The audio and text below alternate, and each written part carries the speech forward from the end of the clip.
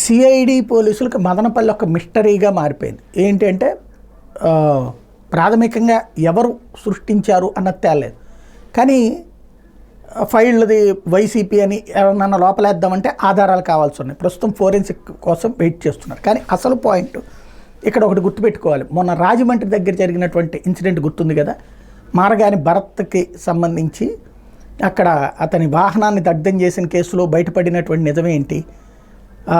అతను వైసీపీ కార్యకర్త అని చెప్పి తెలుగుదేశం వాళ్ళే ప్లాంట్ చేసినటువంటి వ్యక్తి అతను కోవర్ట్ అని చెప్పి భరత్ చెప్పుకొచ్చినటువంటి ఇష్యూ గుర్తుంది కదా. ఒక ఏదైతే పెట్రోల్ని ఒక ప్యాకెట్ తీసుకొచ్చి అక్కడ ఒక టైర్ మీద పెట్టి దాని మీదన ఒక దోమలకు సంబంధించినటువంటిది పెట్టి ఆ దోమలది ఒక 5 నిమిషాలు అయ్యాక, అంటే ఇతను 15 నిమిషాలు అతను వెళ్ళిపోయిన తర్వాతన ఆ దోమలది ఖాళీ ఆ పెట్రోల్ మీదకి పడి పెట్రోల్ అంతానేమో ఆ టైర్ అంతా తగలబడి టైర్తో పాటు మొత్తం తగలబడినటువంటి ఉదంతం. ఆ రోజున స్పాట్లోకి సీసీ క్యాములు చూస్తే ఎవరూ తెలియలే. తర్వాత ఇదంతా వెరిఫై చేస్తే దొరికింది. ఇప్పుడు అట్లాంటిది ఏదన్నా ఉందా? ఎందుకంటే ఈ ఉద్యోగి ఉన్న సందర్భంలో అగ్ని ప్రమాదం జరగల, ఉద్యోగి వెళ్ళిపోయాక అగ్ని ప్రమాదం జరిగింది.